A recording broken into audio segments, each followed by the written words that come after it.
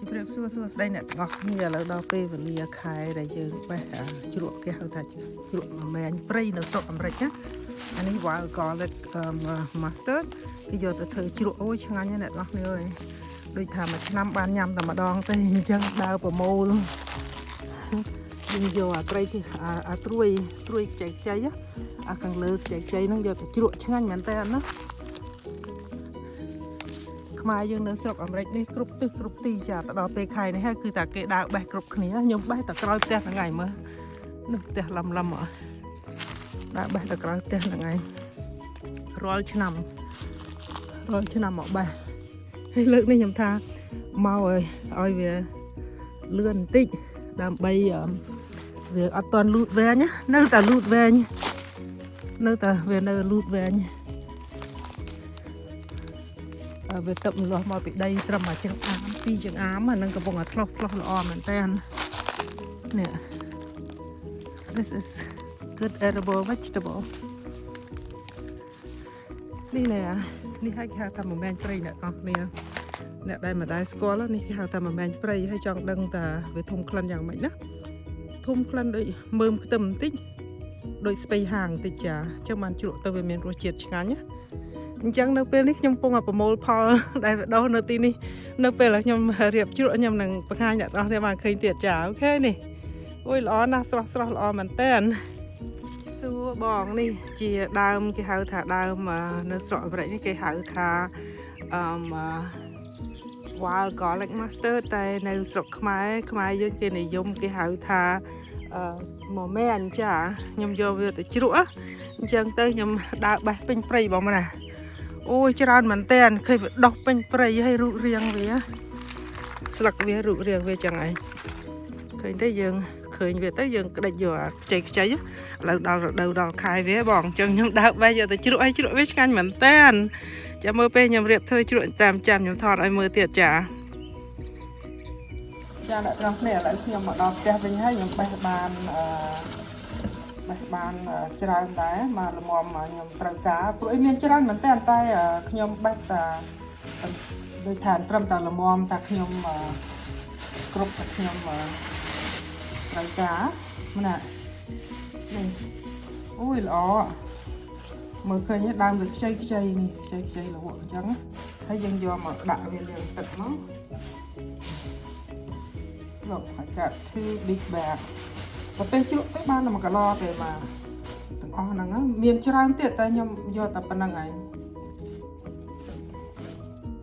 នៅពេលដែលយើងបេះ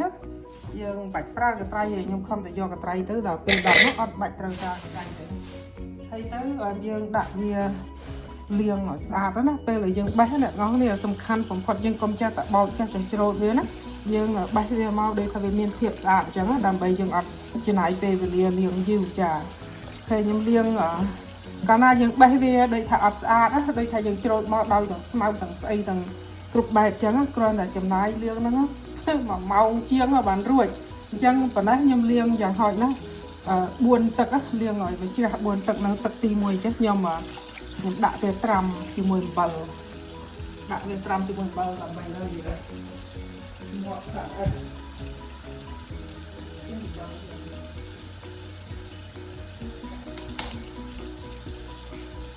ដាក់អំបិលមកដាក់ព្រាអញ្ចឹង so just throw in there like 1 teaspoon of salt let it soak and then I'm gonna add some vinegar ដាក់មកហើយយើងពីដាក់ព្រាទៅធំឬក៏ស្លាប់វាទៅដើម្បីឲ្យវាសាប់អត់ទុយមកដែលយើងមើលអត់ឃើញណាអ្នកទាំងអស់គ្នាវាជ្រុះចេញមកហ្នឹងហើយចឹងទៅខ្ញុំដាក់លាងដាក់ត្រាំវាហើយខ្ញុំបើទឹកដាក់ឲ្យពេញអញ្ចឹងហើយខ្ញុំត្រាំវាណាពីព្រោះអីអាបកានេះដែលដើមបំបែងព្រៃនេះណាពេលយើងទៅបេះបើសិនណាយើងបេះលឿនណាមកដល់ផ្ទះវិញពិបាកការលាងវាតែបើថាបេះដូចពួកខ្ញុំបេះអញ្ចឹងខ្ញុំបេះម្ដងមកតងអញ្ចឹងឃើញលាងមកដល់ផ្ទះវិញអត់មានស្មៅអីញ៉ៃទេគឺតែខ្ញុំលាងឲ្យតែវាជ្រះដីសត្វស្អិតអីដែលខ្ញុំមើលឃើញហ្នឹងណា លាងតែម្ដងទៅរួចហើយខ្ញុំលាង4ដងត្រាំទឹកជាមួយទឹកខ្មេះអំបិលហ្នឹងប្រហែលជា5នាទីរួចហើយយើងលាងសម្រស់វាឲ្យស្អាតទៅយើងយកទៅជ្រក់បានហើយនឹង step ទី1ចាអូខេចាឥឡូវនេះខ្ញុំលាងមកទឹកទៀតហើយនេះចូលទឹកទី3ហើយគឺថាយើងលាងវាថ្នមខ្លាចដល់វាធ្លាំឬក៏ខូចអស់អញ្ចឹងណា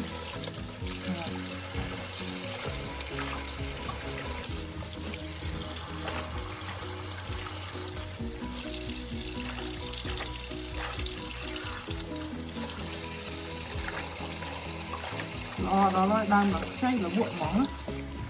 ហើយស្អាតទៀតអត់មានប្រឡាក់ដីអត់អីទេបើដោះផុតមកវាជាពិសេសហ្នឹងវាអត់ភ្លៀងទៀតដល់ពេលអញ្ចឹងវាលូតមកមកទាំងអាមអាដើមហ្នឹងសាហាវដល់ហើយវាលូតមកយកចេះវាលូតមកទាំងអាមហ្នឹងទៅវាផុតអត់មានដីមានអីជាប់ទេស្លឹកឈើក៏អត់ជាប់ដែរហើយទៅលាងងាយស្រួលមែនតើតែបើសិនភ្លៀងមកទៅអាចមានដីទៀតប្រឡាក់នេះអត់មានភ្លៀងមកដល់ពេលអញ្ចឹងទៅវាលូតដូចខ្ញុំថាទៅមកយកវាលូតមកចំអាមជាងហើយវាផុតអស់ហើយយើងគ្រាន់តែមើលកុំឲ្យមានស្មៅជាប់ឬបន្តិចបន្តិចអីជាប់ហ្នឹងសូម quick washing it and feel it's clean អូយល្អណាស់នេះso fresh ធុំក្លិនក៏like ខ្លាំងមែនតើ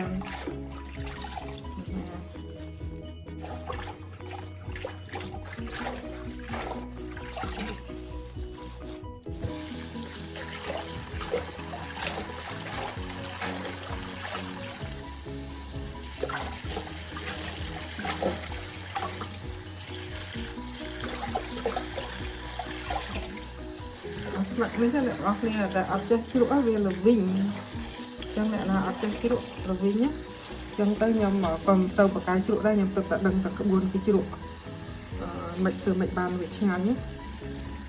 ឡូវដល់ទឹកទី4ហើយដែលខ្ញុំលាងនេះអូខេចាំពេលដែលខ្ញុំចាប់ផ្ដើមជ្រក់ខ្ញុំនឹងបង្ហាញអ្នកនរគ្នាបានឃើញទៀតឥ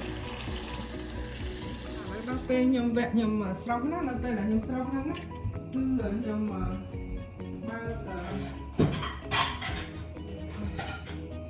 ើកទឹកត្រជាក់ឲ្យបាត់កដាក់វាហើយសាលើដល់ពេលយើងដាក់វាស្រស់ចាស្រស់វាបានជ្រក់ទៅស្រួយឆ្ងាញ់អូខេ so ខ្ញុំស្រស់ចាំខ្ញុំដាក់ឲ្យមើលទាំងអស់អ្នកទាំងអស់គ្នាទឹកហ្នឹងខ្ញុំដាក់ដាំឲ្យវាពុះ boiling water so I'm gonna soak like pre-cooked in there and you're just gonna leave it there for like less than a minute just turn it in see look you just kind of plunge it in this water see it's called boiling water ឃើញតែប៉ុណ្្នឹងយើងគ្រាន់ស្រស់កុំឲ្យឆ្អិនណាអ្នកនរគ្នាតែមកភ្លក់ហើយយើងទឹកក្តៅពុះក្តៅមកហ្មងអញ្ចឹងយើងដាក់វាដាក់ចូលអញ្ចឹងទៅ just put it in there and mix it in that hot water just turn it till they completely get soaked in the hot water so like this okay so this is good enough and take it out and then I do have ice water here see that it sit in that cold icy water and that's how you pre-cook it before you pickling this garlic mustard អ្នកនរគ្នាពេលដែលខ្ញុំស្រស់រួចខ្ញុំពូតទឹកវាចេញអស់ទៅណារួចហើយទៅវារូបរាងចឹងឯងចា so this is after I cook in that water pre-cook and then you just squeeze all the excess water and it's ready to be pickled រួចហើយក៏ខ្ញុំទៅរៀបវាដាក់ចូលទៅក្នុងចានថ្មឬក៏កឡអីអញ្ចឹងមួយមកណានេះឃើញចាប់វាម្ដុំអញ្ចឹងមកយើងយកវារៀបចូលទៅក្នុងចានយើងនឹងឲ្យស្អាតទៅបើយើងមានកឡកាន់តែល្អខ្ញុំមិនដឹងកឡខ្ញុំទៅណាអស់ហើយនៅពេលត្រូវការជ្រក់រកឃើញអញ្ចឹងមានតែដាក់នេះឯងហើយយើងដាក់វាអញ្ចឹងមក ហើយខ្ញុំធ្វើទឹកជ្រក់យើងហើយយើងចាក់វាទៅឃើញ look oh my god it's so fresh អ្នកទាំងអស់គ្នាអើយបានតែប៉ុណ្្នឹងឯងខ្ញុំបេះតែប៉ុណ្្នឹងឯងដែលខ្ញុំស្ងោរយកទៅជ្រក់ហ្នឹងណាព្រោះអីទឹកដែលខ្ញុំស្រោះហ្នឹងខ្ញុំអត់ចាក់វាចោលខ្ញុំថែមគ្រឿងទៅខ្ញុំយកវាទៅដាក់ចូលក្នុងជ្រក់ហ្នឹងវិញអញ្ចឹងក្នុងទឹកនេះខ្ញុំស្ងោរពីជាតិអង្ករហើយខ្ញុំដាក់អំបិលមួយវែកដាក់ស្ករមួយស្លាបព្រាហើយនឹងដាក់ប៊ីចេងកន្លះស្លាបព្រាចាហើយទៅនេះជាលើកនេះខ្ញុំចង់ឲ្យវាពណ៌ក្រហមអញ្ចឹងខ្ញុំធ្វើអាទឹកស្ករឆឹងស្ករហ្នឹងដាក់ជាមួយដើម្បីឲ្យវាពណ៌កាន់តែមានរសជាតិឆ្ងាញ់អញ្ចឹងនៅពេលដែលវាត្រជាក់បន្តិចបានខ្ញុំយកវាទៅចាក់ពីព្រោះអី